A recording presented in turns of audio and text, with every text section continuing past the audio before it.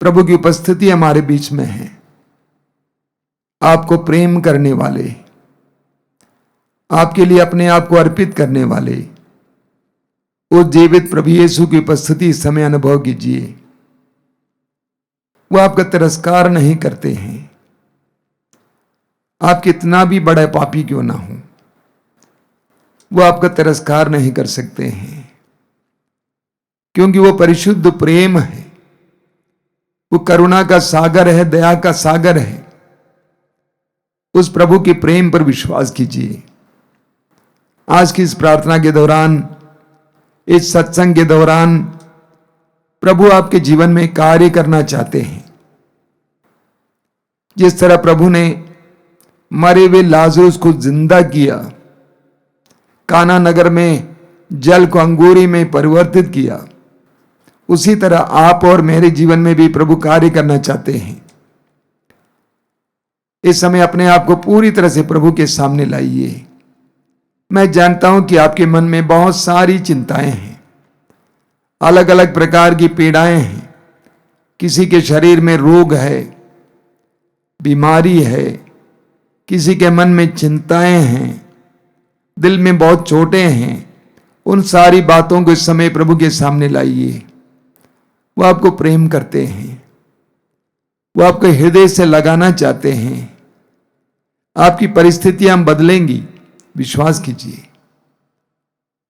प्रभु ने स्वयं कहा है प्रकाशना ग्रंथ की अध्याय 21 में, मैं सब कुछ नया बना देता हूं। वो सब कुछ नया बना देने वाले प्रभु हैं। अपने आप को पूरी तरह से प्रभु के हवाले कर दीजिए, समर्पित कीजिए और इस समय प्रभु से प्रार्थना कीजिए कि प्रभु, तेरे पवित्र वचनों को सुनने के लिए मेरे हृदय और मन को तैयार कीजिए। मेरे मन में ढेर सारी चिंताएं हैं, मेरे इस हृदय में बहुत सारी चोटें हैं।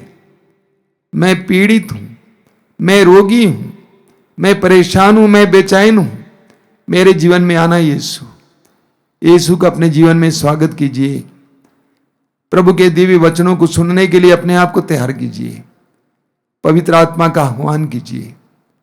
पवित्र आत्मा शांति का आत्मा है, वह प्रेम का आत्मा है, वो सांत्वना देने वाला आत्मा है, वो आपका सहायक है। पवित्र आत्मा का आह्वान कीजिए। कहिए कि पवित्र आत्मा मेरे अंदर क्रियाशील बनिए, मेरे अंदर क्रियाशील बनिए। मेरी निराशा को आशा में परिवर्तित कीजिए, मेरी अशांति को दूर कीजिए। तेरी प्रज्ञा से मुझे भर दीजिए, मेरे हृदय को हल्का कीजिए। पवित्र आत्मा का आह्वान कीजिए। इस गीत के साथ साथ जुड़ जाइए। अपनी आंखें बंद रखिए, दोनों हाथों को खुला रखिए।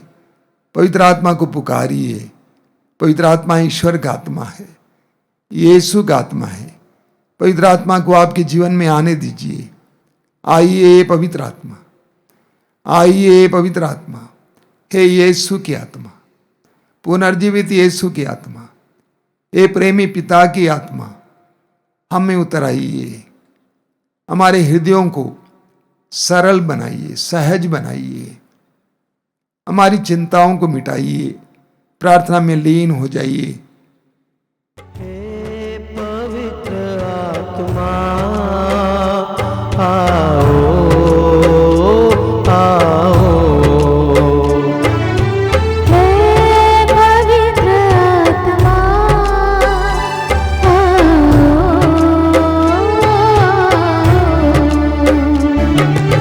हे पवित्र आत्मा आओ, आओ। हे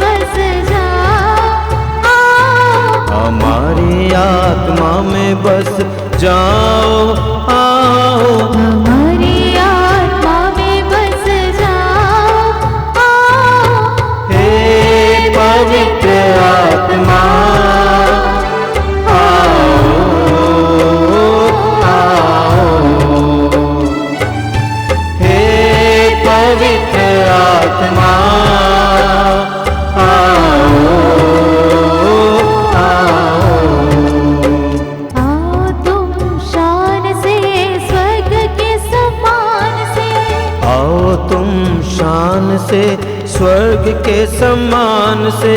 आओ तुम शान से स्वर्ग के सम्मान से। आओ तुम शान से स्वर्ग के सम्मान से। भर दो हमारे दिल अपने ही प्राण से।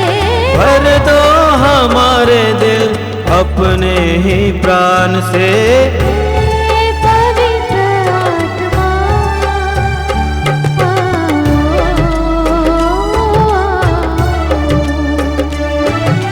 हे पवित्र आत्मा, आओ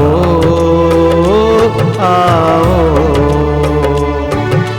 आओ तुम आत्मा बदलो जहान को। आओ तुम आत्मा बदलो जहान को।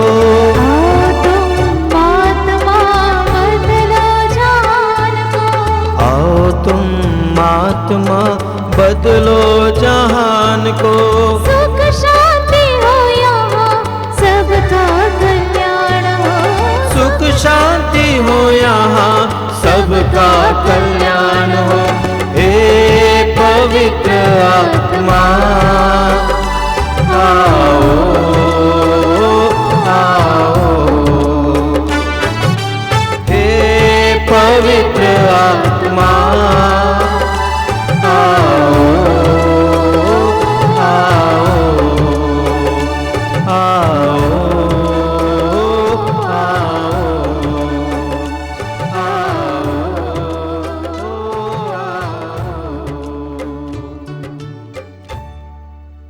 अपनी आंखें खोलें। मेरे प्रिय भाई और बहनों, फिर एक बार मैं आप सभी को इस सत्संग में स्वागत करता हूं। मैं प्रभु को धन्यवाद देता हूं कि कई लोगों के जरिए हमें पता चल रहा है कि इन कार्यक्रमों के जरिए बहुत सारी कृपाएं उनके जीवन में आ रही हैं। कई लोग जो आश्रम आते हैं बड़े आनंद के साथ आते हैं, कहते हैं कि कैसे इन कार्यक्रमों के जरिए उनके परिवार में आशीष आई है। एक भाई ने बहुत दूर से फोन करके कहा कि जब से हम आपके कार्यक्रमों से जुड़े हुए हैं, परिवार में कितनी शांति है, कितनी आशीष है। मैं प्रभु को धन्यवाद देता हूं। यह प्रभु की कृपा है कि प्रभु ने हमें उनके काम में लगाए रखा है। मैं विश्वास करता हूं कि आज भी इस सत्संग के दौरान आपके जीवन में प्रभु की बहुत सारी आशीषें आएंगी। अपने हृदय को खुला रखिए, पवित्र वचन को सुनिए, वचन को सुनते समय उस वचन को ग्रहण कीजिए, वचन को आपके जीवन में कार्य करने दीजिए। मेरे प्रिय भाई और बहनों, एक बार एक युवती मेरे पास आई, काफी दूर से, पढ़ी लिखी थी, अच्छी नौकरी कर रही थी और कुछ समस्याएं लेकर आई थी। उसने अपनी सारी समस्याएं बताई, मैं सुनते गया। अंत में मैंने उससे पूछा, क्या तुम प्रार्थना करती हो? उसने कहा जी। तो मैंने पूछा कितने मिनट, कितने घंटे? उसने कहा 10-15 मिनट प्रार्थना करती हूं। मैंने पूछा ये ऐसा अन्याय क्यों? जिस ईश्वर ने तुम्हें जीवन दिया है, जिस ईश्वर ने तुम्हें नौकरी दी है, पढ़ने की शक्ति दी है, बुद्धि दी है, उसको तुम 10-15 मिनट दोगी? ऐसी कंजूसी क्यों? क्यों ईश्वर को समय नहीं दे सकती हो? प्रभु यीशु ने मत्ती के समाचार के अध्याय 22 उसके वाक्य 21 में कहा है कि जो कैसर का है कैसर को दो और जो ईश्वर का है वो ईश्वर को दो। जो मनुष्यों का है वो मनुष्यों को दो और जो ईश्वर का है वो ईश्वर को दो। हम अपने मित्रों को समय देते हैं, अपने भाई बहनों को समय देते हैं, अपने बच्चों को समय देते हैं, पति को देते हैं, पत्नी को देते हैं, शादी के लिए जाने के लिए हमारे पास समय है, मनोरंजन के लिए समय है, खाने के लिए समय है, पिकनिक जाने के लिए समय है, लेकिन प्रभु को देने के लिए हमारे पास समय नहीं है। कितना बड़ा अन्याय है। जिसने हमें 24 घंटे मुफ्त में दिया है, हमें खरीदना नहीं पड़ा है, जिसने हमें 24 घंटे मुफ्त में दिया है, उसको हम 10 मिनट देंगे, 15 मिनट देंगे। मैंने उस बेटी से पूछा, 10 या 15 मिनट तुम काम करोगी तो क्या तुम्हें वेतन मिलेगा? 10-15 मिनट में आप खाना पका तक नहीं पाएंगे, खाने की बात दूर। ऐसा अन्याय क्यों? मैं देखता हूं बहुत सारे लोग भी इसी तरह जवाब देंगे। कुछ लोग कहते हैं कि हम याद करते हैं। मैं कहता हूं याद तो तुम अपने दुश्मनों को भी करते हो। जिसने हमें समय दिया उसको समय देना अनिवार्य है। मत्ती के समाचार के अध्याय 21 में प्रभु यीशु एक बहुत सुंदर दृष्टांत सुनाते हैं। एक धनी किसान था, उसने एक दाखबारी लगाई, एक अंगूर का बाग लगवाया, उसके चारों ओर घेरा बनवाया, रस के लिए कुंड बनवाया। उसके बाद उसने उस दाखबारी को, उस अंगूर के बाग को कुछ पट्टेदारों के हाथों में दिया और वो परदेश चला गया। जब फसल का समय आया, उसने अपने नौकरों को पट्टेदारों के पास भेजा ताकि वे उसका हिस्सा दे दें। लेकिन पट्टेदारों ने क्या किया, असामियों ने क्या किया, उन्होंने उन नौकरों को पकड़ा, उनमें से कुछ लोगों को मारा और कुछ लोगों को मार डाला। जब मालिक को इसकी खबर मिली तो मालिक ने और भी नौकरों को भेजा और पट्टेदारों ने ऐसा ही उनके साथ भी किया। मालिक ने अपने एकमात्र पुत्र को भेजा, यह सोचकर कि ये लोग कम से कम मेरे पुत्र का तो आदर करेंगे। लेकिन उन्होंने मालिक के उस पुत्र को पकड़कर बाग के बाहर ले जाकर मार डाला। उस दृष्टांत के अंत में प्रभु यीशु ने लोगों से पूछा कि वो मालिक क्या करेगा, और उन्होंने कहा कि वो मालिक उन पट्टेदारों से वो बाग लेकर किसी और के जिम्मे देगा। हमारे साथ भी कभी कभी ऐसा ही होता है। प्रभु ईश्वर हमसे ज्यादा नहीं मांगता है, प्रभु ईश्वर हमसे उतना ही मांगता है जो उसका हिस्सा है। जीवन देने वाला, बुद्धि देने वाला, सामर्थ्य देने वाला, शक्ति देने वाला हमसे हिस्सा ही मांगता है। मलाकी के ग्रंथ के अध्याय 3 उसके वाक्य 8 से 10 तक पढ़िएगा। वहां पर प्रभु कहते हैं, मलाकी अध्याय 3 8 से 10, प्रभु कहते हैं, तुम मुझे ठगते हो और तुम पूछोगे कि कैसे हम तुमने ठगा है। तो प्रभु कहते हैं कि तुम दशमांश क्यों नहीं ले आते हो। यहूदी लोग अपने संपत्ति का दशमांश मंदिर में चाहते थे। फसल का दशमांश, संपत्ति का दशमांश। प्रभु कहते हैं कि तुम दशमांश क्यों नहीं ले आते हो। हमारे जीवन की हर एक चीज का दशमांश ईश्वर का है, उसका हक ईश्वर को है। ईश्वर ने हमें समय दिया है, 24 घंटे दिए हैं दिन में, उसका दशमांश हमें ईश्वर को देना है। ईश्वर ने हमें संपत्ति दी है, उसका दशमांश हमें ईश्वर को देना है। ईश्वर ने हमें प्रेम करने की शक्ति दी है, हमें दशमांश देना है। तो ईश्वर ने हमें जो कुछ दिया है उसका दशमांश ईश्वर को देना अनिवार्य है। मैं प्रभु को धन्यवाद देता हूं, कई विश्वासी अपना दशमांश अच्छे कार्य के लिए देते हैं। अभी मुझे याद है, एक भाई हैं जो आश्रम की मदद करते थे। कई वर्ष पहले की बात है, मैंने उनको एक छोटी सी चिट्ठी लिखी यह कहकर कि मैं आपको धन्यवाद देना चाहता हूं कि आप आश्रम की मदद करते हैं। तो उन्होंने जवाब में मुझसे क्या कहा मालूम? उन्होंने कहा, आपको मुझे धन्यवाद देने की आवश्यकता नहीं है। जब मुझे तनख्वाह मिल जाता है, उस तनखे से मैं दशमांश निकालता हूं, जिसमें से कुछ हिस्सा आपको देता हूं और कुछ हिस्सा किसी और को दे देता हूं। हमारे जीवन में ईश्वर ने जो कुछ दिया है, उसमें कुछ हिस्सा हमें ईश्वर को देना चाहिए। यह न्याय की मांग है। समय दिया है, समय में से कुछ समय प्रभु को दीजिए। बुद्धि दी है, उस बुद्धि को प्रभु के कार्य के लिए इस्तेमाल कीजिए। शक्ति दी है, सामर्थ्य दिया, उसके इस्तेमाल प्रभु के लिए कीजिए। आप देखेंगे प्रभु हमें आशीष पर आशीष देंगे। मलाकी अध्याय 3 वाक्य 8 से 10 में प्रभु कहते हैं कि इस बात में मुझे परख कर देखो, इस बात में मुझे परख कर देखो कि मैं क्या करने वाला हूं। मैं जानता हूं कई भाई बहनों को जो इस आश्रम में दशमांश देते हैं, और उनका कहना है कि कैसे प्रभु उनको आशीष पर आशीष देते हैं।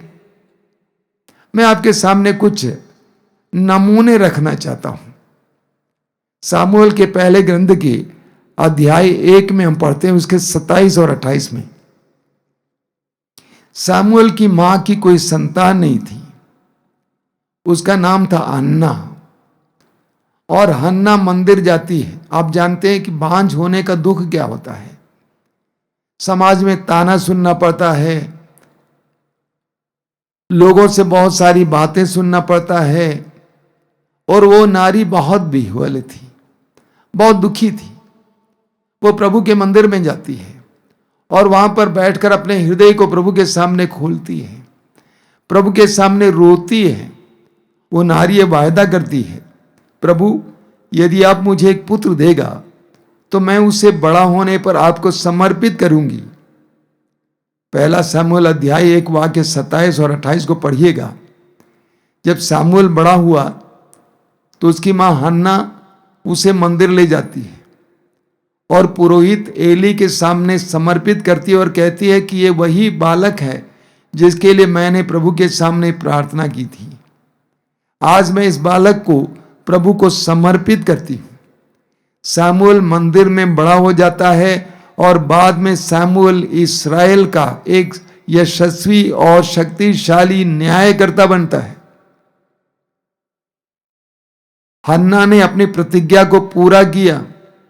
ईश्वर ने उसको एक ही पुत्र दिया था, लेकिन उस पुत्र को उसने प्रभु को समर्पित किया।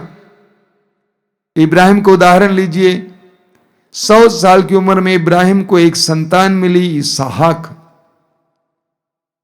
और जब बड़ा हो गया तो प्रभु ने इब्राहिम से कहा कि उसे ले आओ, मोरिया प्रदेश ले आओ, और जो पहाड़ी मैं तुम्हें दिखाऊंगा वहां पर उसकी बलि चढ़ाओ। अब इब्राहिम के समर्पण को देखिए। इब्राहिम उस पुत्र को लेकर मोरिया प्रदेश जाता है और जिस पहाड़ी को प्रभु ने दिखाया उस पहाड़ी पर उसकी बलि चढ़ाने के लिए तैयार होता है। छुरा उठाता है, तब प्रभु की आवाज आती है, इब्राहिम बच्चे पर हाथ मत लगाओ। तुमने वो किया, तुमने अपने एकलौते पुत्र को भी मुझे देने से इनकार नहीं किया। कितना बड़ा समर्पण है। जिस ईश्वर ने दिया था उस ईश्वर ने उसकी बलि मांगी और इब्राहिम देने के लिए तैयार हो गया। इब्राहिम ने सौदेबाजी नहीं की। इब्राहिम ने ईश्वर से यह नहीं कहा कि ईश्वर तू ऐसा क्यों कह रहा है। 100 साल की उम्र में बड़ी त्याग तपस्या के बाद मुझे एक संतान मिली, क्यों उसे बलि चाहूंगा। कोई सवाल नहीं। इब्राहिम उसको ले जाता है और बलि चढ़ाने के लिए तैयार हो जाता है। एक तीसरा उदाहरण देता हूं। न्यायकर्ताओं के ग्रंथ के अध्याय 11 में आप पढ़ेंगे। इस्राएलियों के पहले कोई राजा नहीं था। पहला राजा साउल था जिसको प्रभु ईश्वर ने अभिषिक्त किया था सामुएल के जरिए। उससे पहले न्यायकर्ता उन पर शासन करते थे। न्यायकर्ता ईश्वर के द्वारा नियुक्त लोग थे, बुद्धिमान लोग थे। जो ईश्वर की वाणी के अनुसार, ईश्वर की आज्ञाओं के अनुसार इस्राएलियों को प्रशासन करते थे। उनमें से एक न्यायकर्ता का नाम था यिफ्ता। यिफ्ता बहुत ही शूरवीर था। उस समय इस्राएलियों पर कई राष्ट्रों की नजर पड़ती थी और वे इस्राएलियों पर आक्रमण करने का प्रयास करते थे, जैसे असूर, अमलकी, अम्मोनी के लोग इस्राएल को बहुत सताया करते थे। यिफ्ता ने प्रभु से कहा, प्रभु मैं अम्मोनियों से युद्ध लड़ने जा रहा हूं, यदि तू मुझे विजय प्रदान करेगा तो मेरे विजय के बाद मेरे घर की ओर मैं आऊंगा, तो मेरे घर से जो पहला व्यक्ति मेरी अगुवानी करने के लिए आएगा मैं उसकी बलि चढ़ाऊंगा। ये एक बहुत बड़ी प्रतिज्ञा थी। यिफ्ता ने प्रभु से कहा, प्रभु यदि तू अम्मोनियों पर मुझे विजय प्रदान करेगा तो मैं वापस आऊंगा, तो उस समय मेरे घर से जो पहला व्यक्ति मेरी अगुवानी करने के लिए निकलेगा मैं उसकी होम बलि चाहूंगा तुझे। युद्ध हुआ। यिफ्ता ने और इस्राएल की सेना ने अम्मोनियों को हराया और बड़े आनंद के साथ यिफ्ता अपने घर की ओर आ रहा था। और यिफ्ता के आगमन के बारे में सुनकर उसके घर से सबसे पहले उसकी अगवानी करने के लिए कौन निकला मालूम आपको? उसकी एकमात्र बेटी। वो एकमात्र बेटी थी यिफ्ता की और एकमात्र संतान थी, दूसरी कोई संतान नहीं थी। वो बेटी उसकी अगवानी करने के लिए बाहर निकलती है घर से। यिफ्ता घबरा जाता है, कहता है कि प्रभु मैं क्या करूं। यिफ्ता ने अपनी बेटी से कहा कि बेटी मैंने प्रभु को वचन दिया है। बेटी कहती है ठीक है पिताजी, मैं अपनी सहेलियों के साथ मातम मनाने के लिए जाती हूं, वापस आऊंगी तो आप मुझे होम बलि के रूप में प्रभु को चाहिए। मैंने कहता हूं कि हमें ऐसा काम करना चाहिए। उस जमाने में नरबली चलती थी, आज नरबली अपराध है। मैंने कहता हूं कि हम ऐसा काम करें, लेकिन जरूर हमें प्रभु का हक देने की आवश्यकता है। हर मनुष्य को अपने जीवन में प्रभु के लिए स्थान देना, प्रभु को समय देना अनिवार्य है। संत पौलुस हमें याद दिलाते हैं, आपके पास क्या है जो आपको नहीं दिया गया है। यानी आपके पास जो कुछ है वो आपको दिया गया है। ये धन संपत्ति, ये आपका शरीर, ये आपका स्वास्थ्य, ये आपकी इंद्रियां, ये आपकी बुद्धि, ये आपकी बुद्धि शक्ति, ये सब कुछ आपको दिया गया है। इसलिए जिसने आपको दिया है उसको उसका एक हिस्सा देना अच्छा है, अनिवार्य है। मलाकी के ग्रंथ के अध्याय 1 उसके वाक्य 6 से 8 तक, मलाकी अध्याय 1 वाक्य 6 से 8 तक बहुत सुंदर वचन आपको पढ़ने को मिलेगा। वहां पे प्रभु कहते हैं इस्राएलियों से, तुम मुझे अपना पिता कहते हो तो पुत्र सुलभ आदर कहां है? अगर तुम मुझे अपना पिता कहते हो तो पुत्र की तरह क्यों आदर नहीं करते? आगे प्रभु कहते हैं, तुमने मेरी वेदी को प्रदूषित किया है।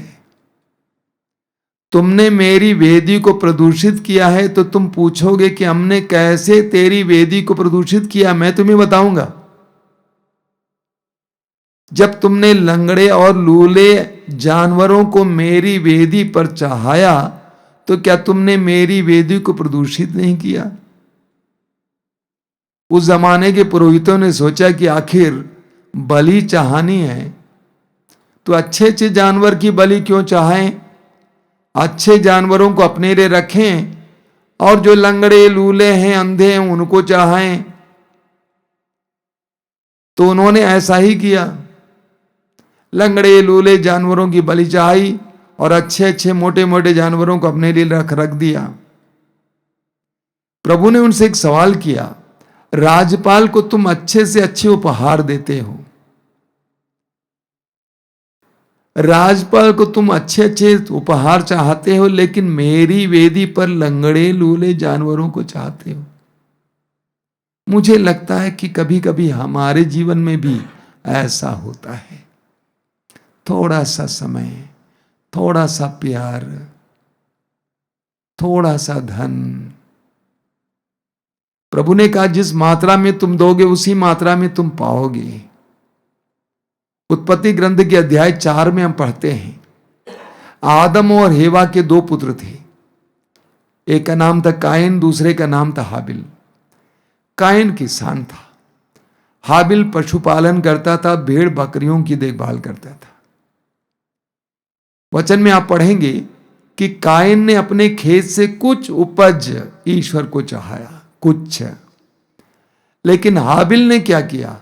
हाबिल ने अपनी भेड़ों में से सर्वोत्तम भेड़ का बच्चा ईश्वर को चाहा। सर्वोत्तम और कुछ में बहुत फर्क है ना।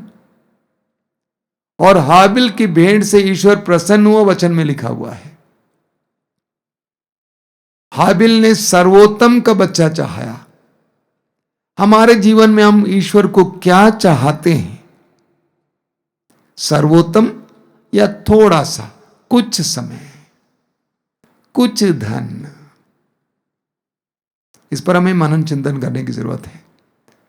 हम ईश्वर से बहुत कुछ चाहते हैं, लेकिन हमारा ईश्वर के प्रति कैसा व्यवहार है? हम ईश्वर को क्या देते हैं? हमें प्रेरित चरित्र के अध्याय 5 में एक बहुत सुंदर उदाहरण पढ़ने को मिलता है। कलीसिया के प्रारंभ में विश्वासी लोग अपनी धन संपत्ति को बेचते थे और उसका पैसा ले आकर शिष्यों के कदमों पर रखते थे, और शिष्य आवश्यकता के अनुसार लोगों में बांटते थे। एक दंपति के बारे में वहां पर बताया गया है। उनका नाम था आननियास और सफीरा। आननियास पति का नाम है और सफीरा पत्नी का नाम। उन्होंने अपनी संपत्ति तो बेच दी, लेकिन उन्होंने क्या किया? उन्होंने आधा पैसा अपने पास छिपा कर रखा और आधा ले आकर पेतरुस के चरणों पर रख दिया। पेतरुस में पवित्र आत्मा कार्य कर रहा था।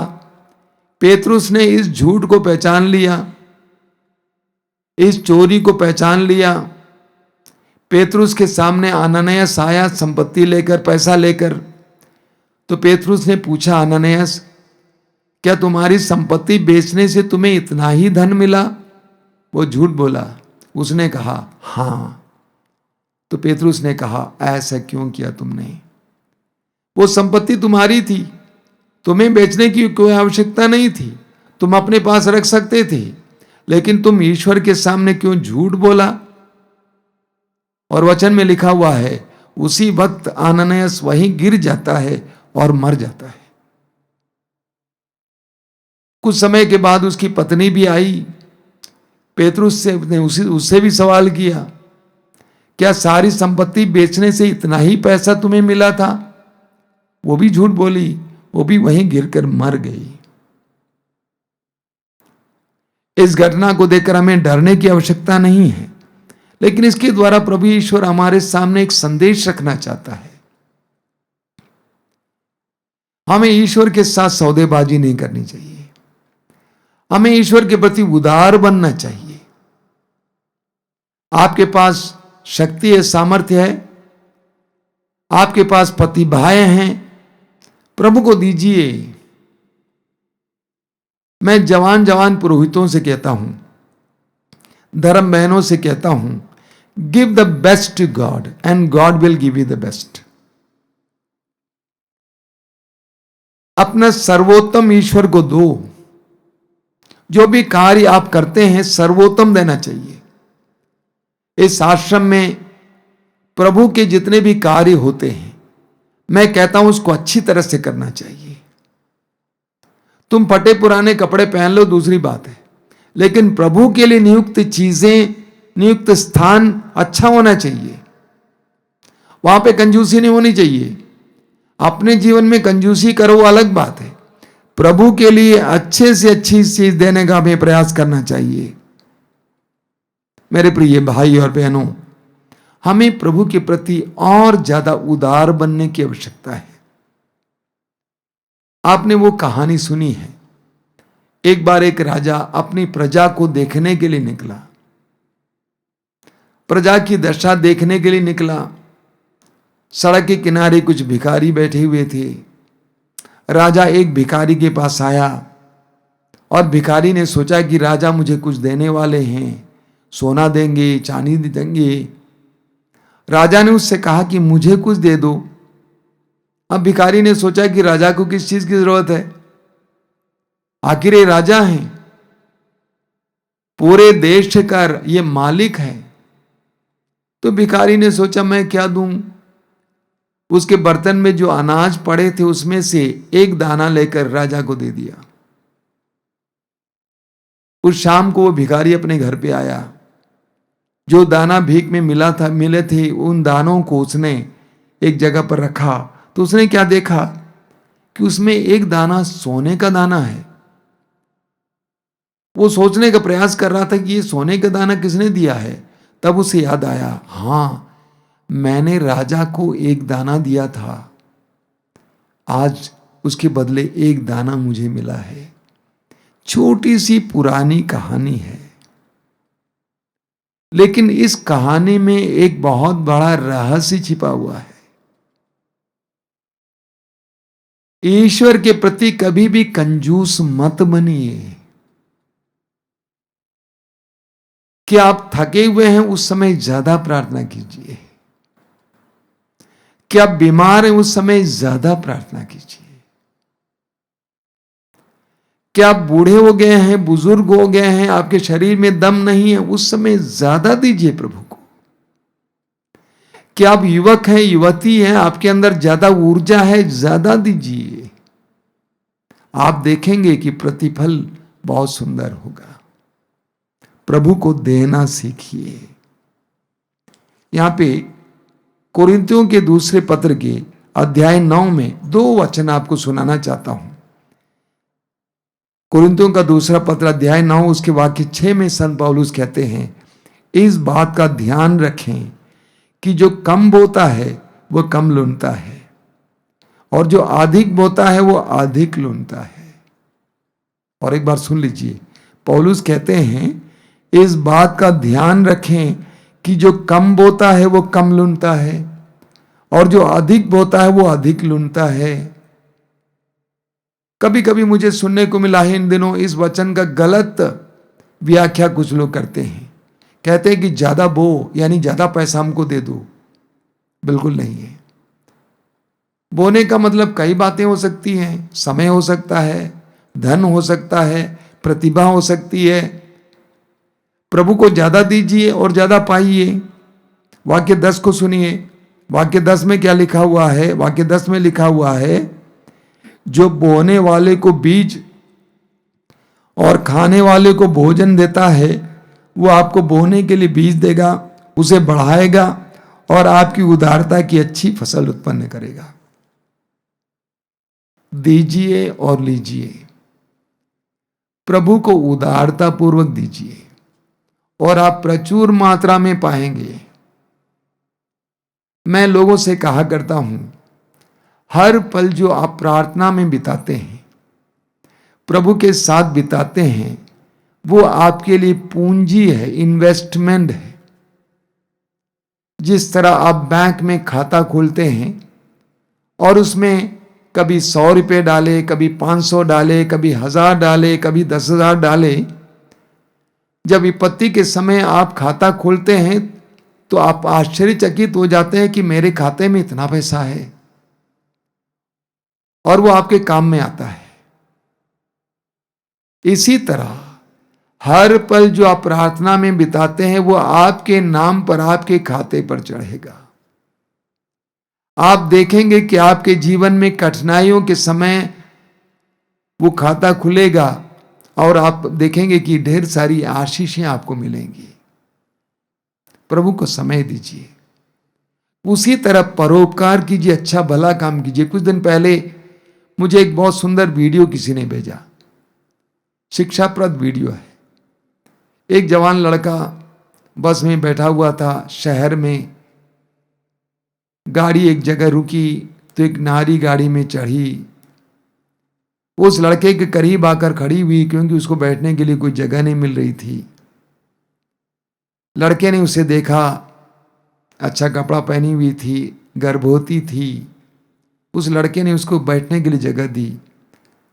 लड़का झूठ बोला कि मुझे बस पास जाना है, जबकि उसे बहुत दूर जाना था।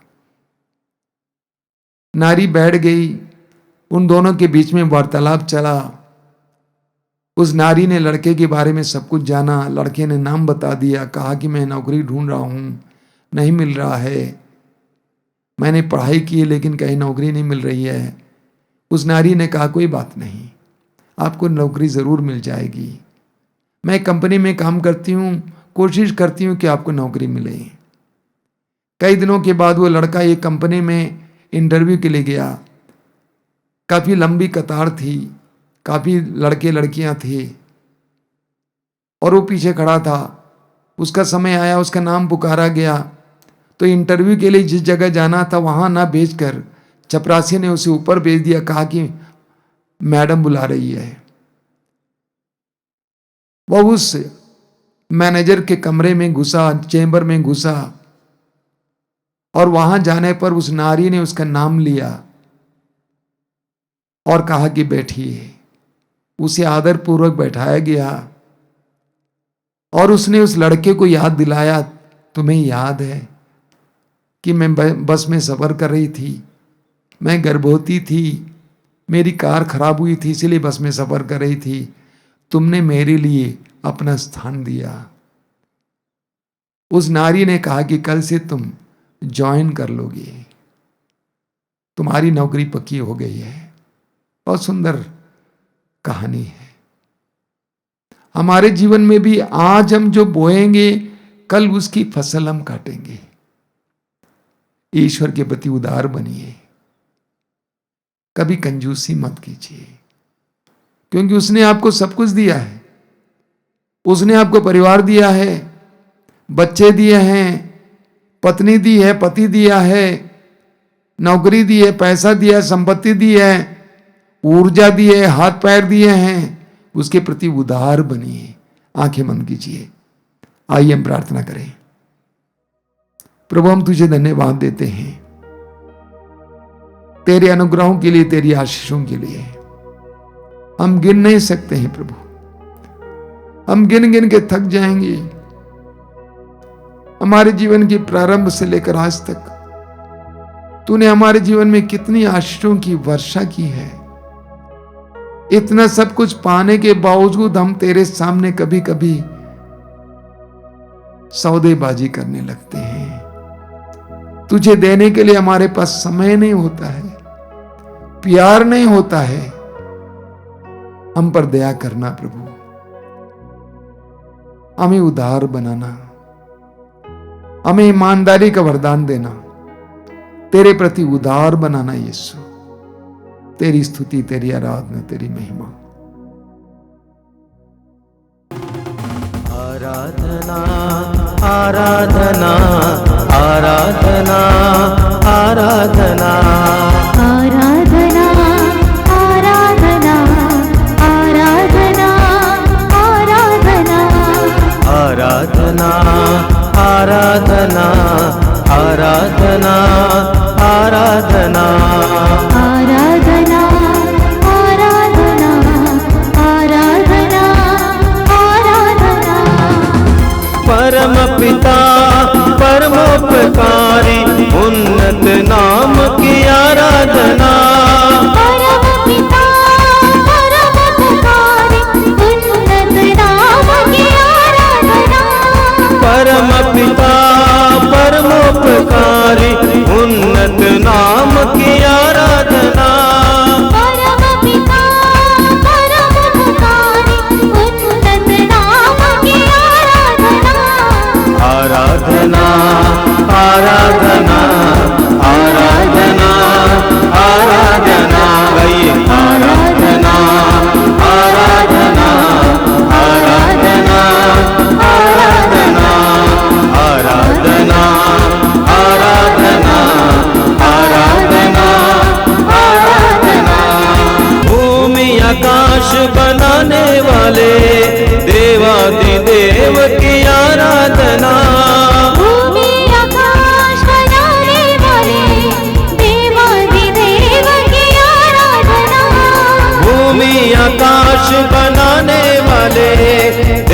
देवादिदेव की आराधना, भूमि आकाश बनाने वाले देवादिदेव की आराधना। आराधना आराधना आराधना आराधना आराधना आराधना आराधना। सब मिलकर गाएंगे आराधना आराधना आराधना आराधना। राजाओं के राजा आराधना, ईसा मसीहा की आराधना, राजा की राजा आराधना, ईसा मसीह की आराधना। राजाओं के राजा आराधना, ईसा मसीहा की आराधना, राजा की राजा आराधना, ईसा मसीह की आराधना। आराधना आराधना आराधना आराधना। सब मिलकर आराधना आराधना आराधना आराधना आराधना आराधना आराधना आराधना। आराधना आराधना आराधना आराधना आराधना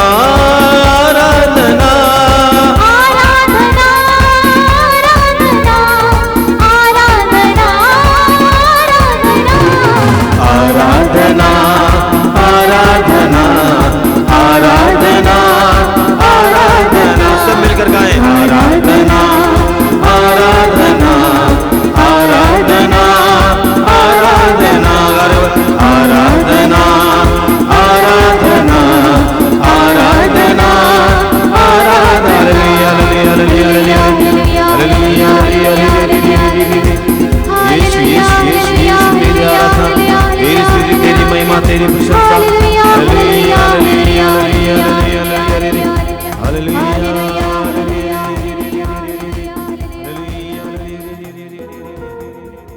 आइए हम इस आराधना में प्रभु के साथ जुड़ जाएं। अपनी आंखें बंद रखिए। आप जहां कहीं भी बैठे हों, जहां कहीं से भी हमारे साथ जुड़ रहे हों, अपने परिवार के साथ, अपने दल में, मैं आप सभी से अनुरोध करूंगा कि सारे हृदय से प्रभु की आराधना में लग जाइए। प्रभु अपने पवित्र वचन में कहते हैं, अपने प्रभु ईश्वर को सारे हृदय से, सारे मन से, सारी आत्मा से और सारी शक्ति से प्यार करो। हम अपने हृदय और मन को इस समय पूरी तरह से प्रभु पे लगाएं। इस समय जीवित प्रभु आपके करीब है, आपके राजा, आपके मुक्तिदाता, आपको आजाद करने के लिए, हर प्रकार की बुराई के बंधनों से स्वतंत्र करने के लिए, रोगों से चंगाई देने के लिए आपके पास आए हैं। आंखें बंद कीजिए, हृदय खोलिए, विश्वास को दृढ़ कीजिए, पूरे भरोसे के साथ प्रभु की उपस्थिति में आइए। वो आपको प्रेम करते हैं, आपको जानते हैं। यिर्मयाह नबी के ग्रंथ के अध्याय 1 में प्रभु कहते हैं, माता के गर्भ में तुम्हें रचने से पहले ही मैंने तुम्हें जाना है, तुम्हारे जन्म से पहले ही मैंने तुम्हें पवित्र किया है। वो आपको जानते हैं, आपके अतीत को जानते हैं, आपकी दुर्बलताओं को जानते हैं, आपकी अच्छाइयों को जानते हैं। अपने आप को पूरी तरह से प्रभु के सामने लाइए। यीशु आपकी मुक्तिदाता, इस संसार में 2000 वर्ष पहले मनुष्य बनकर आने वाले आपके मुक्तिदाता के सामने अपने आप को खोलिए। जीवन की हर प्रकार की पीड़ा को प्रभु के सामने रखिए। पेतरुस हमें याद दिलाते हैं, आप अपनी सारी चिंताएं उस पर छोड़ दें, क्योंकि वह आपकी सुधि लेता है। आप अपनी सारी चिंताएं उस पर छोड़ दें, क्योंकि वह आपकी सुधि लेता है। सारी चिंताओं को प्रभु के हाथ में समर्पित कीजिए। सारे हृदय से प्रभु की स्तुति और आराधना करते जाइए। सभी स्वर्गदूतों के साथ प्रभु की आराधना कीजिए। आपकी आत्मा की गहराई से प्रभु की आराधना कीजिए। प्रभु यीशु ने कहा योहन के सुसमाचार के अध्याय 4 में, ईश्वर आत्मा है और उसके आराधकों को चाहिए कि आत्मा और सच्चाई से उसकी आराधना करें। आत्मा और सच्चाई से उसकी आराधना करें। हृदय की गहराई से, अपने आत्मा की गहराई से प्रभु की आराधना में लग जाइए। मेरे पीछे दोहराते जाइए, हालेलुया, हालेलुया, हालेलुया, हालेलुया। हे प्रेमी पिता ईश्वर, हे प्रेमी पिता ईश्वर, हम तेरी आराधना करते हैं। हम तेरी आराधना करते हे हैं। प्रेमी पिता, हे प्रेमी पिता, तूने हमें बनाया है, तूने हमें बनाया है, अपने सदृश बनाया है। अपने सदृश से बनाया हम है। तुझे धन्यवाद देते हैं। हम तुझे धन्यवाद देते हैं। हमारी माताओं के गर्भ में हमारी माताओं के गर्भ में तूने हमें गढ़ा है, तूने हमें गढ़ा है, बुना है। बुना है। हम तुझे धन्यवाद देते हैं। हम तुझे धन्यवाद देते हैं। जीवन के प्रारंभ से लेकर जीवन के प्रारंभ से लेकर आज तक आज तक हमें सुरक्षित रखा है। हमें सुरक्षित रखा है। हम तुझे धन्यवाद देते हैं। हम तुझे धन्यवाद देते हैं। Hallelujah, hallelujah, hallelujah, hallelujah, hallelujah, hallelujah, hallelujah. Hallelujah. हे प्रभु यीशु, हे प्रभु यीशु, संसार के मुक्तिदाता, संसार के मुक्तिदाता, हमारे मुक्तिदाता, हमारे मुक्तिदाता, हमारे लिए क्रूस पर हमारे लिए क्रूस पर लहू बहाने वाले, लहू बहाने वाले, अपने आप को अर्पित करने वाले, अपने आप को अर्पित करने हे वाले, महान प्रेमी यीशु, हे महान प्रेमी हम यीशु, तेरी आराधना करते हैं। हम तेरी आराधना, हम तेरी स्तुति करते हैं। हम तेरी स्तुति करते हैं। Hallelujah, hallelujah, hallelujah, hallelujah. तू स्तुति के योग्य है, तू स्तुति के योग्य तू है। स्तुति के योग्य है। तू स्तुति के योग्य है। Hallelujah, hallelujah. हे पवित्र आत्मा, हे पवित्र आत्मा, हमारे साथ सदा निवास करने वाले, हमारे साथ सदा निवास करने हे वाले, हमारे सहायक, हे हमारे सहायक, हम तेरी आराधना करते हैं। हम तेरी आराधना हम करते तेरी हैं। स्तुति करते हैं। तेरी स्तुति करते हैं। Hallelujah, hallelujah, hallelujah, hallelujah. हमसे प्रेम करने वाले, हमसे प्रेम करने वाले, हमसे प्रेम करने वाले, हमसे प्रेम करने हे हमारे प्रेमी ईश्वर, हे हमारे प्रेमी ईश्वर, हे हमारे प्रेमी ईश्वर, हे हमारे प्रेमी ईश्वर, हम तेरी आराधना करते हम हैं। तेरी आराधना करते सभी हैं। संतों के साथ, सभी संतों के स्वर्गदूतों के साथ, स्वर्गदूतों के सारी साथ, मानव जाति के साथ सारी मानव जाति हम के तेरी साथ, आराधना करते हैं। हम तेरी आराधना हम तेरी करते हैं। स्तुति करते हैं। हम तेरी स्तुति हालेलुया, हालेलुया, हालेलुया, हालेलुया। स्तुति करते जाइए, स्तुति करते जाइए। मुंह खोलिए, मुंह खोलिए, मुंह खोलिए। स्वतंत्र हो जाइए, आजाद होकर प्रभु की स्तुति करते जाइए। Hallelujah, hallelujah, hallelujah, hallelujah, hallelujah, hallelujah, hallelujah, hallelujah, hallelujah, hallelujah, hallelujah, hallelujah. आराधना, आराधना, आराधना, प्रभु आराधना, आराधना, आराधना, आराधना, प्रभु आराधना, आराधना, आराधना, आराधना, प्रभु आराधना, आराधना, आराधना, आराधना, प्रभु आराधना, परम प्रसाद में विद्यमान यीशु, परम प्रसाद में विद्यमान यीशु, परम प्रसाद में विद्यमान प्रभु, परम प्रसाद में विद्यमान प्रभु, आराधना हो तेरी, आराधना हो तेरी, आराधना हो तेरी,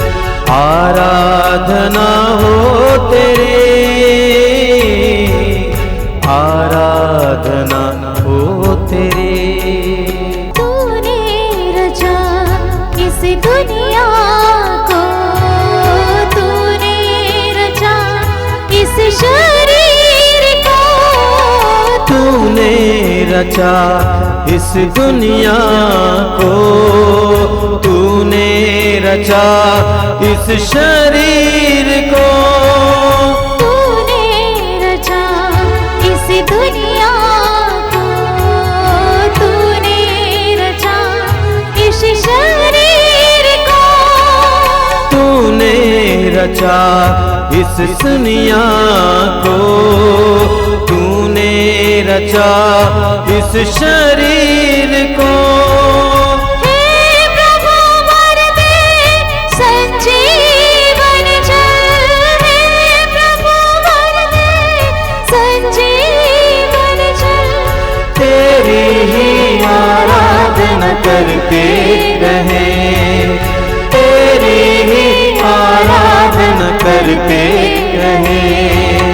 आराधना आराधना आराधना प्रभु आराधना, आराधना आराधना आराधना प्रभु आराधना, आराधना आराधना आराधना प्रभु आराधना, आराधना आराधना आराधना प्रभु आराधना।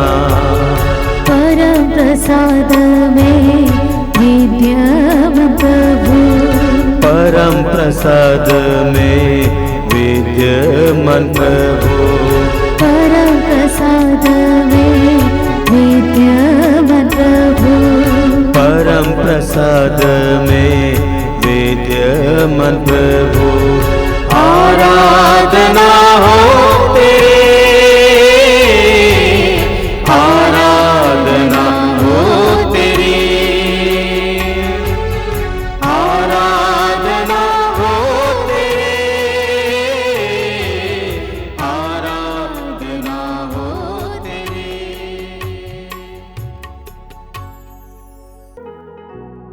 अपनी आंखें खोलें। मेरे प्रिय भाई और बहनों, बहुत से भाई बहन सोचते हैं कि प्रार्थना ईश्वर की आवश्यकता है। लोग ईश्वर को खुश करने के लिए प्रार्थना करते हैं, लेकिन मैं आपको बताना चाहता हूं कि प्रार्थना आप और मेरी आवश्यकता है। जिस तरह जाड़े में हमें धूप की आवश्यकता है, गर्मी की आवश्यकता है, गर्मी में पानी की आवश्यकता है, उसी तरह प्रार्थना हमारी आवश्यकता है। प्रार्थना के द्वारा हमें ऊर्जा मिलती है, प्रार्थना के द्वारा हम ईश्वर से जुड़ जाते हैं, और जब हम ईश्वर से जुड़ जाते हैं तो ईश्वर से हमें ऊर्जा प्राप्त होती है, शक्ति प्राप्त होती है, चंगाई प्राप्त होती है। कई लोग प्रार्थना करने से हिचकते हैं। उनके जीवन में हर काम के लिए समय है, लेकिन प्रार्थना के लिए समय नहीं है। वे वास्तव में मूर्ख हैं। वे वास्तव में इस सच्चाई को नहीं जानते हैं कि वे बिना ईश्वर के शक्तिहीन हैं। उत्पत्ति ग्रंथ में हम पढ़ते हैं कि ईश्वर ने, बहुत सुंदर कहानी है, कथा है, ईश्वर ने आदम की सृष्टि की मिट्टी से और उसके नथनों में प्राणवायु फूंक दिया। उस पुतले के अंदर प्राणवायु फूंक दिया और वह सजीव तत्व बन गया। और प्रतिपल हमारे साथ यही हो रहा है। वो हमारे अंदर प्राणवायु फूंक रहा है। जिस समय वो प्राणवायु बंद हो जाएगा, हम मिट्टी हो जाएंगे। तो ईश्वर के साथ जुड़ना हमारी आवश्यकता है। इस्यास नबी के ग्रंथ में के अध्याय 40 उसके वाक्य 31 में हम पढ़ते हैं, जो प्रभु पर भरोसा रखने वालों को नई स्फूर्ति मिलती रहती है। अंग्रेजी में इसका अनुवाद है, those who wait for the Lord, यानी जो प्रभु की प्रतीक्षा करते हैं प्रभु की प्रतीक्षा करते हैं, प्रभु के सामने समय बिताते हैं, उन्हें नई स्फूर्ति मिलती रहती है। हर पल जब हम प्रभु के साथ बिताते हैं, हमें नई स्फूर्ति मिलती है, नई ऊर्जा मिलती है। मैं लोगों से बोला करता हूं कि वो टॉनिक है, टॉनिक। वो हमें जीवन प्रदान करता है। वचन में लिखा हुआ, वे गरुड़ की तरह अपने पंख फैलाते हैं, वे दौड़ते रहते हैं किंतु थकते नहीं, वे आगे बढ़ते हैं, एक पांव शिथिल नहीं होते। कौन? जो प्रभु की प्रतीक्षा करते हैं, जो प्रभु पर भरोसा रखते हुए जीवन जीते हैं, प्रभु से जुड़कर जीवन जीते हैं, प्रभु के लिए समय देने के लिए तैयार होते हैं, प्रभु को अपने जीवन में कार्य करने के लिए अनुमति देने को तैयार होते हैं, जो प्रभु के सामने नम्र बनते हैं, प्रभु के अधीन हो जाते हैं। प्रार्थना में क्या होता है? हम प्रभु के अधीन हो जाते हैं, प्रभु के सामने नम्र बनते हैं। हम ये प्रभु के सामने प्रकट करने का प्रयास करते हैं कि हम अक्षम हैं, हम समर्थ नहीं हैं, बिना प्रभु के हम कुछ नहीं कर सकते हैं। इसलिए हम प्रभु के सहारे के लिए प्रभु के पास आते हैं। तो जितना हम प्रभु के साथ जुड़ेंगे प्रार्थना के द्वारा, उतना हमारे अंदर नई स्फूर्ति आती रहती है। प्रार्थना को जीवन में महत्व दीजिए, प्रभु से जुड़ने के लिए समय निकालिए। उसके लिए जरूरी नहीं कि आप किसी भी प्रार्थना भवन में जाएं, आप अपने कमरे में बैठ के भी प्रभु के साथ जुड़ सकते हैं। आप गाड़ी चलाते हुए भी प्रभु के साथ जुड़ सकते हैं, आप काम काज करते हुए भी प्रभु के साथ जुड़ सकते हैं। प्रभु के साथ जुड़ा हुआ एक जीवन जिएंगे। अपनी आंखें बंद कीजिए और इस समय निर्णय लीजिए कि प्रभु मैं अपने जीवन में तेरे साथ जुड़ा हुआ जीवन जीऊंगा।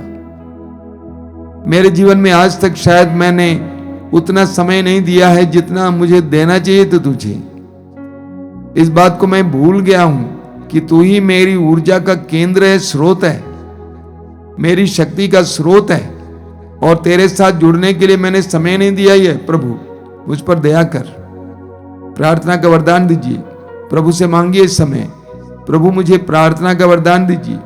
तेरे शिष्यों ने तेरे पास आकर कहा, प्रभु हमें प्रार्थना करना सिखाइए। आज मैं भी व्यक्तिगत रूप से तुझसे कहना चाहता हूं, मुझे प्रार्थना करना सिखाइए। मैं प्रार्थना नहीं कर पाता हूं, मुझे प्रार्थना में रुचि नहीं है, मुझे प्रार्थना में बोरियत लगती है। मुझे प्रार्थना के द्वारा तेरे साथ जुड़ने की कृपा दीजिए, तेरे उस असीम प्रेम का एहसास करने की कृपा दीजिए, तेरे इस अतुल्य प्रेम के साथ जुड़ने की कृपा दीजिए।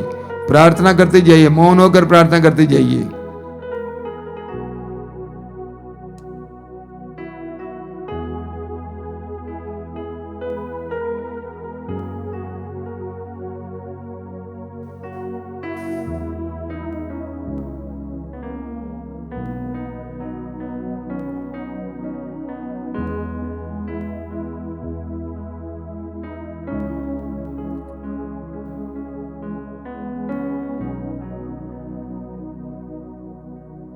आइए हम इस समय जितने भी भाई बहन इस कार्यक्रम से जुड़े हुए हैं, जितने भी लोग रोगी हैं, उनकी आजादी के लिए, उनकी चंगाई के लिए प्रार्थना करें। मैं आप सभी से अनुरोध करूंगा कि इस समय अपनी आंखें बंद करके, हृदय खोल कर सभी रोगियों के लिए प्रार्थना करें। अलग अलग प्रकार के रोगों से पीड़ित भाई बहनों के लिए प्रार्थना करें। विशेष करके इस कार्यक्रम से जितने भी भाई बहन जुड़े हुए हैं, अलग अलग रोगों से पीड़ित हैं, हृदय रोग से पीड़ित हैं, चमड़े के रोग से पीड़ित हैं, पेट से संबंधित रोगों से पीड़ित हैं, अंदरूनी रोगों से पीड़ित हैं, जिनकी संतान नहीं है, गर्भाशय में रोग है, ऐसे सभी लोगों को प्रभु के हाथ में समर्पित करेंगे और विश्वास के साथ हम प्रार्थना करेंगे।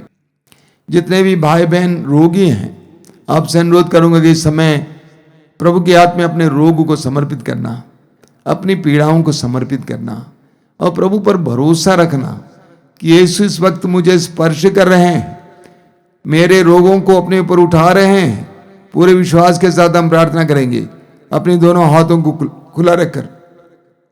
आइए हम प्रभु की स्तुति और आराधना करते जाएंगे। Hallelujah hallelujah hallelujah hallelujah hallelujah hallelujah hallelujah चंगाई चंगाई चंगाई चंगाई चंगाई चंगाई चंगाई चंगाई चंगाई, आजादी आजादी आजादी आजादी आजादी आजादी, चंगाई चंगाई चंगाई चंगाई चंगाई, यीशु तेरे पवित्र नाम पर, यीशु तेरे सामर्थ्यवान नाम पर इसी वक्त हर प्रकार के रोग से इस प्रार्थना में भाग ले रहे एक एक भाई बहन को छुटकारा मिले, बड़े से बड़े रोग से, कैंसर के रोग से, हृदय रोग से, हर प्रकार के रोग से इसी वक्त यीशु के नाम पर छुटकारा मिले, आजादी मिले, आजादी मिले, चंगाई मिले। Hallelujah hallelujah hallelujah hallelujah hallelujah hallelujah hallelujah hallelujah hallelujah hallelujah hallelujah hallelujah hallelujah hallelujah. चंगाई ग्रहण करते जाइए, प्रभु पर विश्वास रखिए, पूर्ण विश्वास कि यीशु मुझे स्पर्श कर रहे हैं, यीशु मुझे छू रहे हैं, मुझे आजाद कर रहे हैं। पूर्ण विश्वास कीजिए।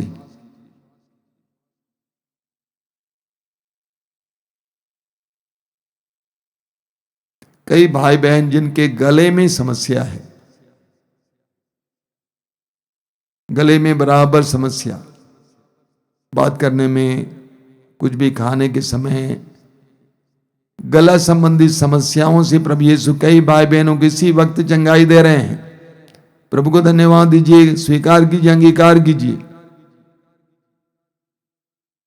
कई भाई बहनों के पैरों के निचले हिस्से में बराबर झुंझुनी होती है और इसीलिए रात को सोना भी मुश्किल होता है। ऐसे कई भाई बहनों को प्रभु यीशु स्पर्श करें, आजादी दे रहे हैं। प्रभु को धन्यवाद दीजिए, स्वीकार कीजिए, अंगीकार कीजिए। प्रभु को धन्यवाद दीजिए।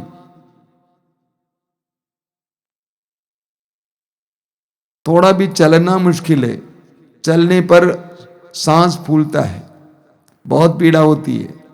ऐसे कई भाई बहनों को इसी वक्त प्रभु यीशु चंगाई दे रहे हैं। आपके फेफड़े को प्रभु शक्ति दे रहे हैं।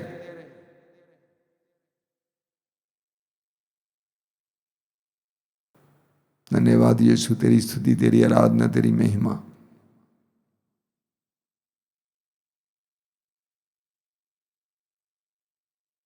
अपनी आंखें खोलें मेरे प्रिय भाई और बहनों। हर रविवार की तरह आज भी मैं आपके सामने कुछ सूचनाएं रखना चाहता हूं। हो सकता है कि आप में से कुछ लोग नए हों। पहली सूचना यह है कि मातृधाम रेडियो 24 घंटे प्रसारित होता है, ऑनलाइन रेडियो। आपको इसका ऐप डाउनलोड करना होगा, मातृधाम रेडियो ऐप। और मैं आपसे अनुरोध करूंगा कि इस रेडियो के द्वारा बहुत आशीषें प्राप्त करें। 24 घंटे कुछ न कुछ कार्यक्रम चलता है, गीत, भक्ति गीत, प्रवचन, प्रार्थनाएं, ये सभी आपके जीवन के लिए बहुत ही लाभप्रद हो सकते हैं। जरूर सुने और इससे प्रभु की कृपा प्राप्त करें। YouTube के द्वारा जितने कार्यक्रम होते हैं, जैसा कि आप जानते हैं, हर रोज सुबह 5 बजे रोज की रोटी, दोपहर को 3 बजे करुणामाला लाइव, शाम को 7 बजे कृपा धारा लाइव, 8:30 बजे आशीर्वाद, मंगलवार को शाम को 5 बजे युवा तरंग, युवकों के लिए, युवतियों के लिए, शुक्रवार को शाम को 6 बजे पवित्र रक्ताभिषेक प्रार्थना, बहुत शक्तिशाली प्रार्थना है, और रविवार को सुबह 5 बजे मिस्सा बलिदान, और दोपहर को 12 बजे ये कार्यक्रम मातृधाम सत्संग। इन सारे कार्यक्रमों के जरिए प्रभु की आशीष पाइए। प्रभु आपके दरवाजे तक पहुंच रहे हैं। अलग अलग आध्यात्मिक कार्यक्रमों के जरिए आशीर्वाद पाइए, प्रभु का स्पर्श पाइए, प्रभु की कृपा प्राप्त कीजिए। आइए हम इस समय प्रभु की आशीष पाएं। जो लोग तेल और पानी लाए हैं आशीष के लिए, अपने हाथ में इस समय उठा के पकड़िएगा। प्रभु से प्रार्थना कीजिए कि प्रभु इसे शुद्ध कीजिए, पवित्र कीजिए। अपने आत्मा को उंडेल कर इसको सामर्थ्यवान बनाइए, इसमें शक्ति दीजिए। अपने हाथ में इस समय उठा के पकड़ेंगे। आइए प्रभु की आशीष पाएं।